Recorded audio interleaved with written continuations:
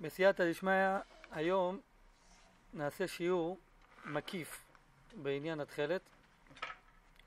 מי שרוצה בהרחבה, יש שיעורים בהרחבה, כמה עשרות שיעורים, ועדיין לא מיצינו את כל הנושאים בתחום.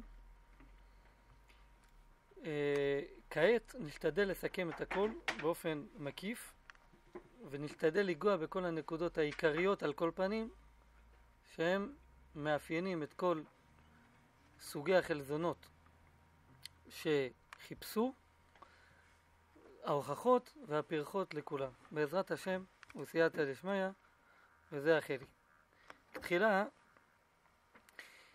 לפני שניגע בחיפוש התכלת, קודם כל, בשביל להבין את העניין, אז הרי מצוות עשה מן התורה ללבוש תכלת, זה פשוט בפסוקים, דבר שהצדוקים מודים בו, ומן התורה, בתוספתא כתוב, תכלת אין כשרה, אלא מן החילזון בלבד. מהי הסיבה בדיוק, ולמה תכלת לא כשרה אלא מן החילזון? הרי לכאורה בתורה כתוב, פתיל תכלת, לא כתוב יותר מזה. ובאמת, גם באחרונים זה לא פשוט. יש שיטות בדעת הרמב"ם, התפארת ישראל ועוד, והרדזינר בתחילתו, שתכלת של ציצית כשרה גם לא מן החילזון. היה צד כזה, לומר כך. או תכלת של משכן, יש בזה אריכות. מי שרוצה, השיעור הראשון בסדרת השיעורים העיונית בעניין התכלת, שם הרחבנו בנושא. גם בסייעתא דשמיא הגענו ליישוב בפשט לשון הרמב"ם. הרי דרכו של הרמב"ם תמיד, אחרי שהוא מביא כל הלכה והלכה, דרכו לומר מאיפה מקורה.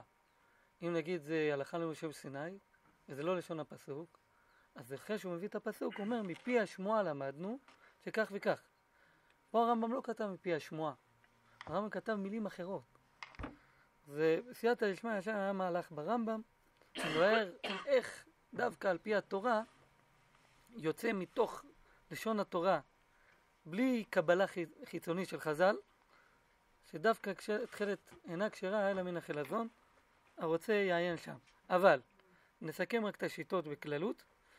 ישנם שיטות שסברו שבאמת לא צריך דווקא מקור לתכלת מסוים, אלא כל תכלת כשרה ובלבד שתהיה עומדת ביופייה, לאפוק כקל האילן שאינו עומד ביופיו. ישנם שיטות שסברו שאפשר כך, אבל דווקא אם זה יהיה מן החי, ולאו דווקא כל בעל חי, לאפוק כצומח ודומם. והשיטה העיקרית שהיא ההלכה, וככה נהגו כל ישראל, והראיה מזה שישראל לא הטילו תכלת בציציותיהם, זמן רב לאחר שנתחדשו כל מיני צביות בצבע תכלת, שעומדות ביופיים הרבה יותר מהתכלת של התורה. היא מחמת הכחול הסינתטי, שבעזרת השם גם כן ניגע בו בשיעור הזה, בעזרת השם. כן. אז ראשית אנחנו צריכים לדעת מתי הפסיקה התכלת בישראל, ולאור זה, מה הם ניסיונות החידוש, איך הם נעשו ובאיזה אופן. אז בגמרא במנחות קודם כל מבואר, שעוד בימי אחרוני האמוראים היה תכלת, ויתרה מזו, גם בימי רבנן סבוראי, כגמרא שמביאה שרב אחי, בשני רב אחי מייטה תכלתא, הביאו תכלת, והוא בדק את זה שם. רב אחי, מחלוקת ראשונים, מחלוקת רש"י רבנותם, ויש באיגרת רב שרירא גאון, הוא מכריע, זה כל דברי הגאונים, דברי קבלה, שהוא היה רב אחי, לא בעל השאילתות בימי הגאונים, אלא רב אחי שהיה מרבנן סבוראי. זאת אומרת, עוד אז היה תכלת. בימי הגאונים הפסיקה התכלת בישראל, וכעת אז מה שצריך לדעת זה מה הטעם שהופסק, מה הסיבה, והאם שייך בכלל לחדש תכלת, והאם שייך בכלל למצוא תכלת זולת שיבוא משיח. אז גם זה נדון בקצרה ממש.